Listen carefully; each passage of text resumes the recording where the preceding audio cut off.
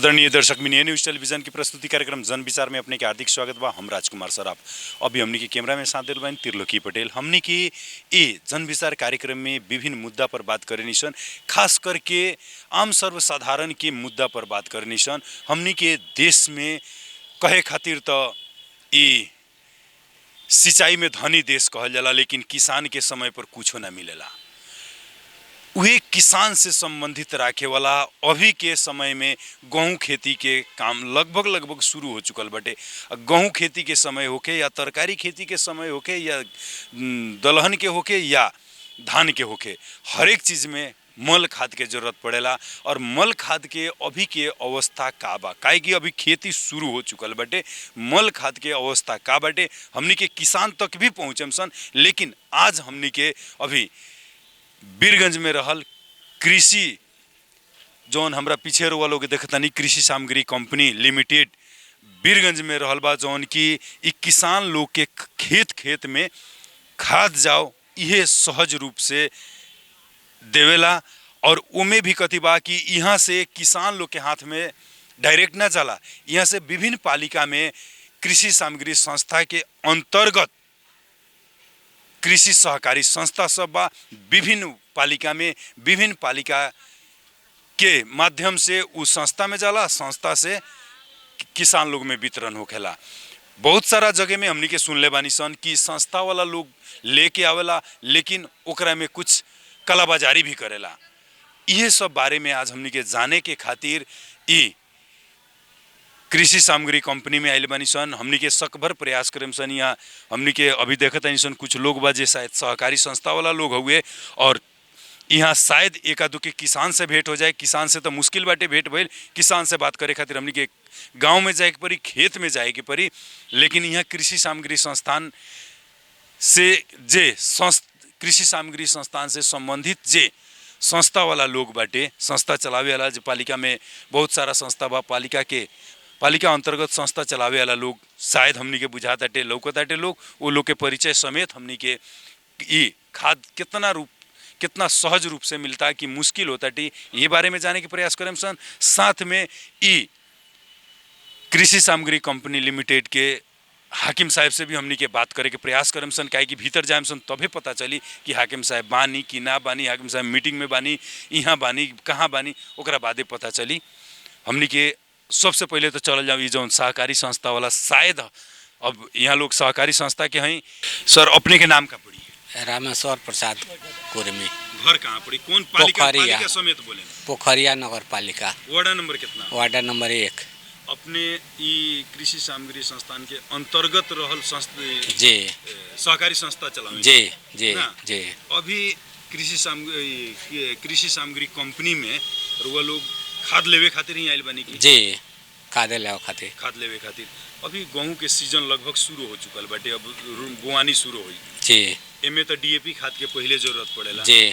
DAP urea दोनों चाहिए, लेकिन तत्काल में डीएपी चाहिए। अभी का अवस्था बाटे रउआ पालिका में जौन सहकारी संस्था बाटे, काहे कि सहकारी संस्था में जाई तबे किसान के मिली, अभी के अवस्था का बा? अभी का अवस्था अभी भर के कोटा लागल बा। अब वो संबंध में हमने आयल बनी सा, तो आइला के बाद अभी तो अब यहाँ पर से शुरुआत होता। अब यहाँ से जाए तबे किसानों को मिली। भर दल बनी की बाकी बा? भर दल बनी। कितना बोरा के भर ले बनी? जिना वो हमनी के फॉर्म ना जला, वो यहाँ से पालिका में जाला, तो वार्डा पीछे वो लोग हिस्सा लगावला जगह जमीन पर। अब जौन वार्ड में जितना पड़ता है वही हिसाब से क्षेत्रफल के। वो तो होता है कि मान ली कि 50 बोरा के काम बाटे या 20 बोरा वार्डा में जाता, तो नेपाल में कालाबाजारी होता। तो वो तो हमनी के यहाँ के बात थोड़े बा, केंद्रीय बात बा। उ सामाने ना खरीदी लोग तो यहाँ से ये लोग दी कहाँ से? बात इतना पर बा कि केंद्र से सामाने ना खरीद हुई आवश्यकता अनुसार। अब माने जो हमनी के जिला में आवश्यकता बा 10 लाख बोरा के, तो जिला में छूट आवता लोग प्रदेश सरकार चाहे केंद्र सरकार 6 लाख, तो 4 लाख तो घटले रही।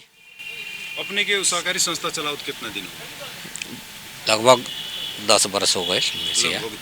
एक बार नाम बताएं सहकारी संस्था का पूरा नाम? समता मूलक कृषि सहकारी संस्था लिमिटेड पोखरिया।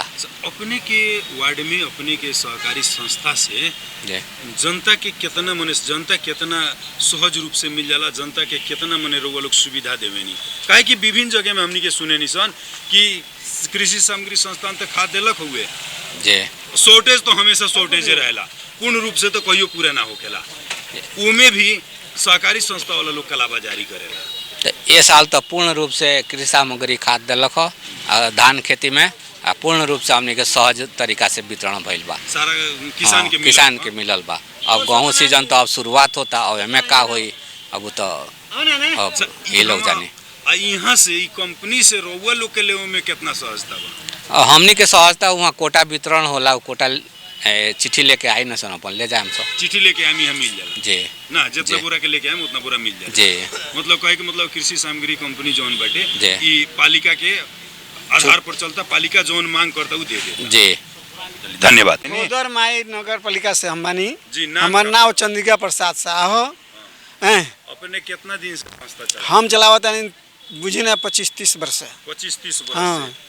गणतांत्रिक नेपाल आवे से पहले रउआ चलावत? जी गणतांत्रिक नेपाल में सहजता भइल बा कि पहले के नेपाल में सहजता रहे? सहजता वो कि खाद मंगावे वाला विभाग हो, मंगा दिलक बेसी तो सहज भइल, कम मंगा दिलक तो दुख हो गइल। वो घड़ी कार्ड सिस्टम लागू रहे, कार्ड सिस्टम से भी खाद बटल बनी सन।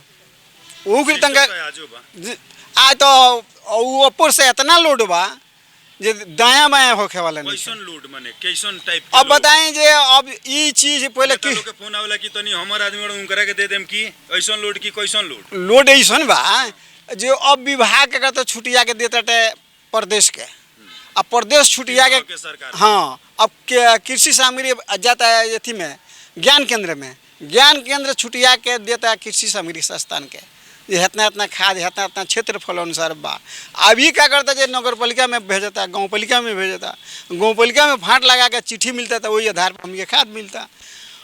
खाद पर्याप्त मात्रा में पुगत नहीं खे, मैंने धान खेती में तो पुगल खो, धान खेती में तो ऐसे धानो ठीक बा आ पुगबो कइल बाटे ना चाहिए, अगर उतना दिया तो ठीक होबे करी। हाँ तो धान खेती में ठीक बा। पेट में भूख बाटे, मान ली आधा किलो भात खाए के और वो हमेशा एक पाव खाई तो ताकत तो कमी हुई होई।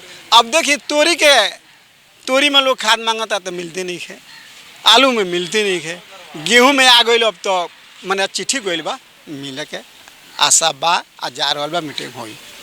जब अब तो खैर गणतांत्रिक नेपाल में 3 तरह के सरकार बा, पहले 3 तरह के सरकार ना रहे। ना रहे, पहले एगो स्थानीय स्तर में रहे जौन गाविस रहे, आ एगो केंद्र रहे ना। ये 3 तरह के सरकार तो चलाओ ताटे लोग। कई सरकार चलावेला जे हमनी के जब वोट मांगे आवता लोग तब कहला लोग कि सबसे पहल का समस्या समाधान हमनी किसाने के करम सब मने वो लोग सुने नहीं, सुनी नहीं, लेकिन किसान के समस्या यथावते रह जाता ना हमेशा। हाँ रह जाता।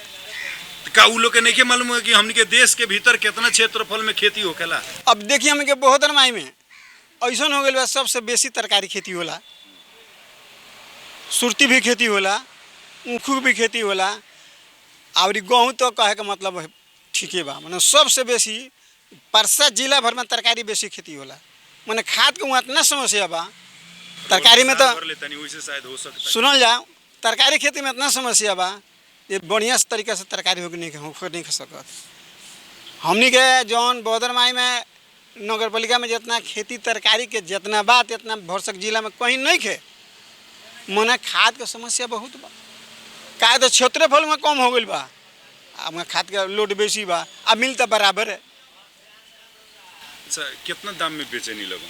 अब बुझी ना 2200 में जैसे खरीद होला, 100 रुपया थप के लोड डाउनलोड करके बेचल जाला 100 रुपया थप सबके।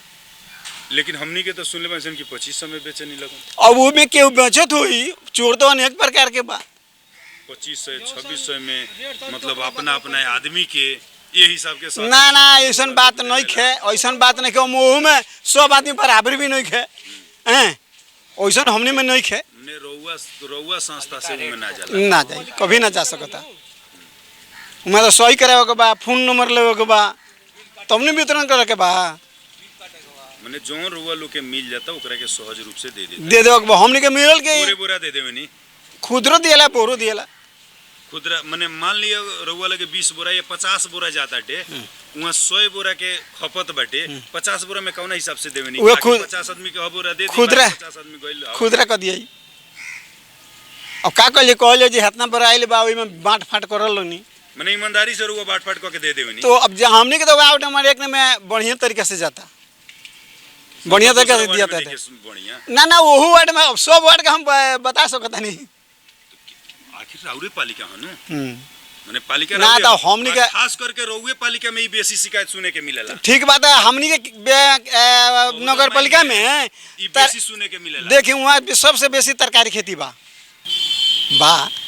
रउआ माने रउआ के नेपाल सरकार एगो अधिकार देले बाटे संस्था चलाओगी उमे 10 रुपया रउआ कमाइयो हो कताटे ईमानदारी पूर्वक अगर काम करते हैं तो रउआ के थोड़े के उतार देखी सत्य देखी कभी होला तो सत्य के विजय होला असत्य के विजय ना होला हमी के 25-30 वर्ष से काम करते हैं सब अभी कामे करते हैं सब तो क्या तो सत्यता बा तभी रखलहूँ बालो जरा काम करे के पड़ल पालिका रउआ संस्था वाला लोग के माने के 7 गो वार्ड बा 6 गो 9 गो वार्ड बा 9 गो वार्ड में रहल संस्था वाला लोग के पालिका सहज रूप से माने कागज बना देवेला हाँ बना देला आकि ओहू में टेबुल ना नहीं खे जोनिया से जला तो फाट लगा के दे देला यहाँ तो खर जोन पेपर आइल हिसाब से वो तो भेजाएंगे भाई लोग ई लोग तो 19-20 करेंगे नहीं चलिए धन्यवाद रउआ लोग में जितना आइल बनी सब संस्थे वाला बनी ना अपने कहाँ से बनी सर नगर पालिका वार्ड नंबर 3 से नगर पालिका वार्ड नंबर 3 से हमारा नाम महादेव नगर पालिका के मने बासी बनी सर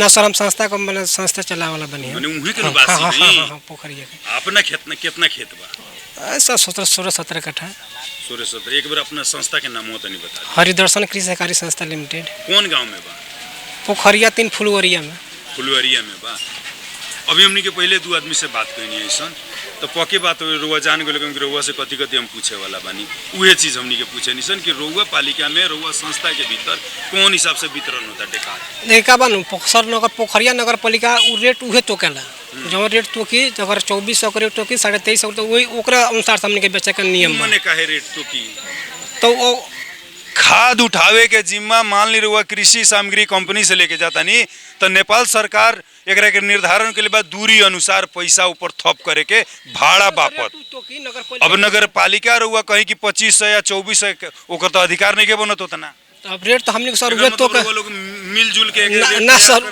कि बेसी कमाई हो ना सर वो बात नहीं है यहाँ पोखरिया का सर यो बन 3 तरह का सरकार में सर वहाँ के बाद जो रेट सर तो की ओकरे हिसाब से हमनी को ओकरे आधार पर हमनी के बेचे कितना में बेचे नहीं लगन एकदम ईमानदारी से बताएं सर देखिए क्या 2350 बोरा रेट मिली अगर खुदरा के रेट में 2400 के 4800 के बिकेला 2350 बोरा यानी 150 रुपया लोग बेसी ले हाँ यहाँ से भाड़ा कितना लग जाला सर एक बोरा पर लगभग कितना लागत हुई अब मान के चली ना एगो बोरा के हिसाब से अब टेलर आवला तो टेलर के हिसाब से अपने अपने 50 को ले जाए तो 100 को ले जाए तो बोरा 3500 रुपया उ सर 3500-4000 रुपया से क्लियर नहीं की पूछत अनुमानित पूछतनी 50 रुपया एगो बोरा पर पड़ जाई कि 40 रुपया पड़ जाई 65-60 रुपया सब लोडिंग लोड अनलोड सब लिखो सर 65 रुपया 70 रुपया पड़ जाए 65-70 रुपया यानी कि 2265-70 रुपया पड़ जाता ना 30-35 रुपया वो लोग के चाहिए 2300 रुपया भइल तो 2350 रुपया में रुआ लोग बेचते तो 50 रुपया तो जनता के रुआ लोग मारता नहीं अब जनता का सर हमने कहाँ मारता नहीं सर खर्चा बा सर ये खर्च बाऊ में नू कर्मचारी खर्च बा सर यहाँ ट्रैफिक ले जाए तो ऊपर बाऊ खर्चा ली सर एक टाइम के खर्चा थोड़े बा रुआ सरकारी चीज ले तो ट्रैफिक लेबे करी सर कहाँ बात में कहाँ मानी ओकरा करो सिस्टम ले जाए सर ओकरा ओवरलोड हो गई तो बिहान हाई लाइसेंस नहीं किया तो बिहान हऊ पैमाने का बत्ती नहीं का बड़ा तो बिहान का करी तो बिहान तो जनता में ले जाही का पुलिस देवे करी रेटो रउआ लोग के पालिका तय करे हां रेट तय का कितना में बेचे हां सर उहे तय कर दूरी के अनुसार से अपन पालिका आप छोड़ी के कोई तो अपन हुआ हां दूरी के अनुसार हम रउआ के यो बात कहनी है नेपाल सरकार निर्धारण के लिए बा दूरी अनुसार ऊपर भाड़ा बापत पैसा थप हां दूरी के हिसाब से सर नगर पालिका जब ठोड़ी के बात ठोड़ी के सर बा मुहा का रेट का तोकला बा ठूरी के मान ली रउआ 5000 तीरतन तो ठूरी तो 5000 में ना जाई तो ओकर मोले सर वही सर बेसी करे के दल होई तुम्हारे लागी तो वही हिसाब से मिली कितना लगभग रउआ संस्था में कितना लगभग कितना क्षेत्रफल अब सर हमनी के पोखरिया नगर 3247 माने क्षेत्रफल बाटे, ठीक बा।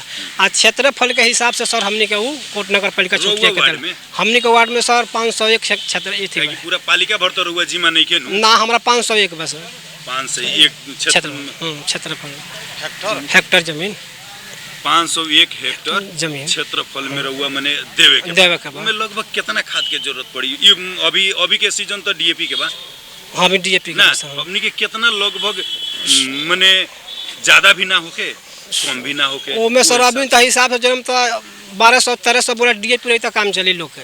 अब सुनी का बा यहाँ जहाँ अथी देता मैंने कृषि सामग्री चाहे ऊपर से होता 2.5 किलो चाहे 2 किलो के हिसाब से जनता किसान के बाद 5 किलो 8 किलो सर छीटता तो पुगे सकी खाद के पुगबे न करे तो सौटे जाए जाकर किसान के समझाई ना तो 2.5 किलो 3 किलो दिए तब कहता बोल के तो हम पुगे हम तो 6 किलो देम तब हमारे मनी बढ़ी हुआ तो यहाँ बस ये समस्या खाद के इहो समस्या का पुगता किसान के लगे तो हमनी के लगे जगह नगर पालिका सर देता वो हिसाब से हमनी के वितरण में सर बनी रउआ लोग भी जनता के बैठा के एगो तालीम के हिसाब से रउआ लोग जानकारी दे सकता नहीं कि बेसी अगर देता है तो फायदा ना उससे घटे हुई उ सर हमनी के कहत भी अब कथी हम लोग के धान के सिस्टम जीटीओ चाहे केहू सर कहला बोल के मैंने नीचे डीएपी देवे के अब का करता जनता किसान लोग का करता अब रोप के ऊपर से छीटे जाता कहाँ जनता को समझाम जनता समझाए वाला थोड़े बा ओकरा काम हेंगे करता का करता पे तो उल्टे बुद्धि बताओ तो जनता लगता हेंगे करे। अब इहो अपने मैंने अपने अथी मीडिया से बानी तो इहो बात जानते हो कि धान रोपाई के वही बड़ा सर डीएपी दियाला। देखिए हमनियों के बात जानता इंसान ऐसे कि हमनियों के खेती करे निसन राउर अपन काम करता नहीं हम अपन काम करता नहीं हम एगो संचार क्षेत्र में बानी तो हम अपन काम करता नहीं हमनी के सर के हमनी के जनता के समझा के बुझा के हार गए बनी सर हमनी से जनता बुझना कहता बोल के अपना बेचे खातिर कहला बोल तू 3 किलो दो 2.5 किलो दो तो सर हमनी के जनता से समझबे ना करो तो हमनी कतो समझाई सर अगर 2 किलो के चीज़ में 3 किलो के हमने मीडियम सर 2.5 किलो 3 किलो डीएपी देनी सर केहू को जनता कहला हम 5 किलो दें 6 किलो दें तो हमको उतना देवे के उचित ना भइल तो वो आपको तो लोग बोल के दे तू अपना खाद बेचे खातिर चाहे कुछ करे खातिर बोल के निकल कर बोल के तो सर जनता का कहाँ तक समझा के चले जनता के रुआ ठीक बाटे 2.5 किलो 3 किलो के हिसाब से रुआ मिलता आ उतना देता नहीं तो पुगबे ना करी सर मतलब क्षेत्र भाई तो 1 किलो काठा का सर पुगी अगर क्षेत्र पर 501 हेक्टर जमीन बा सर तो बाकी वो लोग कहाँ से पूरा करते हैं तो एक बेर से मतलब आज मैंने एक बीट हमने 600 नगर पालिका में 680 बोरा खाद दिले बा 680 में दूंगा 13 गो संस्था बा पूरा मने नगर पालिका भर में 680 बोरा डीएपी सर दिले बा तो पालिका अपन हर मने संस्था हुआ 13 गो संस्था बा तो सर हर हुआ कोटा छुटिया कोनो में 45 गो कोनो में 40 गो कोनो में 80 गो जेंगा बा क्षेत्र पर छुटिया के दे देला सर तो एक बेर में जनता के सब पुगी ना ओकरा के जब पटक मानता नहीं जब समय पर तब जब जकरा अब ले गई ओकरा माने तो ओकरा के 1 बोरा दिया गई चाहे ओकरा 25 किलो दिया गई अब ओकरा लट में ना दिया जे फिर दूसर का लट में जाई तो वो जनता के ना देखे दूसर का जनता के बियो में दे के प्राथमिकता हमने सर देनी सर आलू वो लोग तो ठीक बा अपना जो अपना हिसाब से ये है बरा जकरा के दिया बिहान ओकरा के ना दिए लेकिन 10 दिन के बाद जाता तो 10 दिन के बाद तो गेहूं के उम्र के ऊपर आ जाई नो जौने बेरा चाहिए ओबरा तो ना पड़ल मीटिंग में पालिका में सर परसों के बात कहता नहीं मेयर साहब उप मेयर साहब सब के रहे हुआ तो जनता लोग किसाने के बात में प्रस्ताव रखा सर हमने के वार्ड में 40 गो 45 गो खाद जाता तो हमने के पूगे नहीं के सर तो मेयर साहब उप मेयर साहब करो तो कहता ऊपरे से जब सर खाद आवता तो हमने के ना पोटा बढ़ले से बढ़े वाला बा जितना आओ तो उतना हमने भाग बांडा लगा के हम देते तो नहीं के पुगो तो बॉर्डर एरिया बा अपन जहाँ तहाँ सब जमना हिसाब से लिया के अपन तो खेत बांझ के उसना छोड़ी सर तो जमना हिसाब से अगर देता तब क्योंकि 20 किलो 50 किलो जमना हिसाब से खेत वगैरह के दिया था जहाँ से नहीं के पुगो तो अपन अब बॉर्डर साइड बा कहीं कहीं से लिया के सर लोग अपन काम करबे करी बांझ खेत तो ना छोड़ी सर ये चलिए हमनी के ये दुआ करम सन कि रउआ लोग जितना भी संस्था वाला लोग आइल बानी बढ़िया से अपन वितरण करी जनता रउआ लोग के शिकायत ना करे। अब रहल बात कि जनता के तो जनता काल भी वैसने रहे आज भी वैसने ना जनता खराब होकेला ना जनता निमन होकेला जनता के सुख सुविधा चाहिए समय पर सुख सुविधा मिलता टे तो ओकरा दोसर कुछ नहीं चाहिए। सर पोखरिया हम कालिका माई के लोग आइल बा का कालिका माई गाँव पालिका हमार घर हो। अच्छा पोखरिया में हमने कारोबार बीज भंडार के अच्छा सबसे पहले का रुआ हम अवगत करावे के चाहे जी जी जी कि गणतंत्र आ गल देश में जी हर एक साल खादे लिया था दिया था अनुमानित करा के कितना बिगे लोग 7 लाख हेक्टर चाहिए बोले थी मेट्रिक टन चाहिए कि 6 लाख मेट्रिक टन खाद चाहिए हर एक साल एक अनुपात निकालते जाइए ये कहे वाला चीज़ नहीं निकला था मैंने निकालल जाता है इतना खाद चाहिए कह के ये लोग उतना खाद नहीं के पूर्ति करो। कारण का अब ये लोग ने बताई, नेता के लोग पार्लियामेंट में बैठता, सिंह दरबार में बैठता, तो खाद पूर्ति के करी? वो लोग ने करी, अधिकार तो वही लोग के बा। हमनी के सहकारी वाला चाहे जनता वाला काथी कोई अपने लोग जी। हमनी के देश में अभी के अवस्था में 3 तरह के सरकार बाटे जी। आ 3 तरह के सरकार के हमनी वोट दे के आ भेजले बानी सन कि जा हमनी के किस्मत लिखी है। जी जी। आ हर एक आदमी जे चुनाव में प्रतिस्पर्धा में होता है वो मैंने प्रतिस्पर्धा में केहू जीता था केहू हारा था, जी। लेकिन सब केहू हम जनता के ये बात कहता कि पहल का हमारे एजेंडा बा कि किसान के समस्या हल कई, बेरोजगारी हटावल। लेकिन बेरोजगारी के अवस्था उहे बा आ किसान हमेशा रुआते रहता। तो रउआ लोग के पालिका में जब भी जाता टे लोग काहे कि केंद्र से लेके जी, जी। स्थानीय तह के सरकार जे चलावता वो लोग जाता, जी, जी। तो रउआ लोग की बातवा काहे नहीं की रखत? सबसे पहले का बा ई देश में जो जनता हो गई, नेता हो गई, नेताजी बनता अपने के, वो संसद बा चाहे विधायक बा चाहे अपने के गांव पालिका का अध्यक्ष बा चाहे नगर पालिका का अध्यक्ष बा, ओकरा का बा कि समय आवता तो जनता के बात सुनता।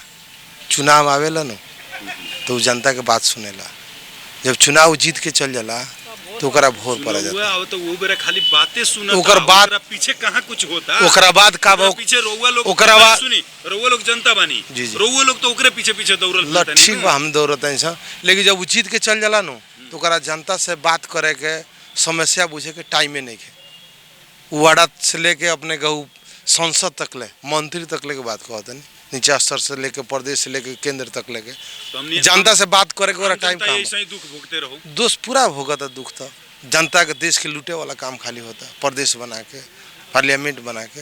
रुआ ये चीज़ जाने वाला चीज़ है। रुआ खेती करता नहीं 1 बीघा, रुआ कितना खाद चाहिए, रुआ एगो लड़का से पूछम तो बता दी कि बउआ 3 किलो कट्ठा चाहिए, DAP 4 किलो, पोटास चाहिए 1 किलो चाहे 1.5 किलो, यूरिया चाहिए 2 किलो, एगो बच्चा जानता।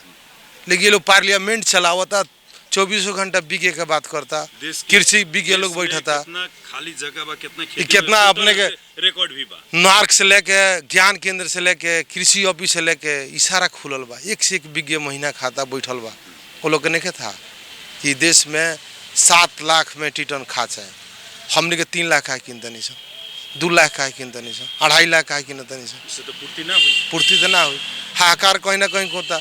जो सरकारवादी खाद वाला जो सिस्टम बा, ये जो संघीयता बनल देश में नु पहले इतना राम राज रहे, ये व्यवस्था से पहले 63 से पहले 74 के चुनाव से पहले से रुआ को आता नहीं वो बड़ा कह रहा है कि 74 से पहले जो सिस्टम रहे, 74 से पहले वो कह रहा है कि कृषि सामग्री संस्थान आवश्यकता के हिसाब से तुक लगा के खाद देवे।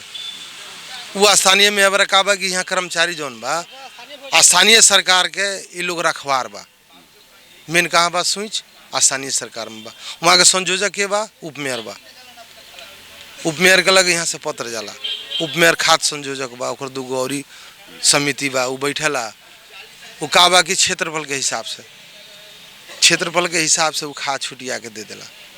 अब का बा कि खाद कितना वार्ड में 30 बोरा के जाता, कितना में 40 बोरा, कितना में 50 बोरा, जहाँ आवश्यकता बा 200 बोरा के 500 बोरा के, वहाँ खाद मिला तो 100 बोरा। हाहाकार रहे करी। ये विज्ञ लोग से पहले पूछे के पड़ल, देश में जितना कृषि विज्ञ लोग बढ़ता, नाक से लेके ज्ञान केंद्र तक ले कि रोला ये देश में खाद कितना चाहिए, कितना DAP चाहिए, कितना पोटास चाहिए, कितना अपने के यूरिया चाहिए, कितना अपने के कौन मॉल चाहिए, इस चीज़ से लोग के बान होगा।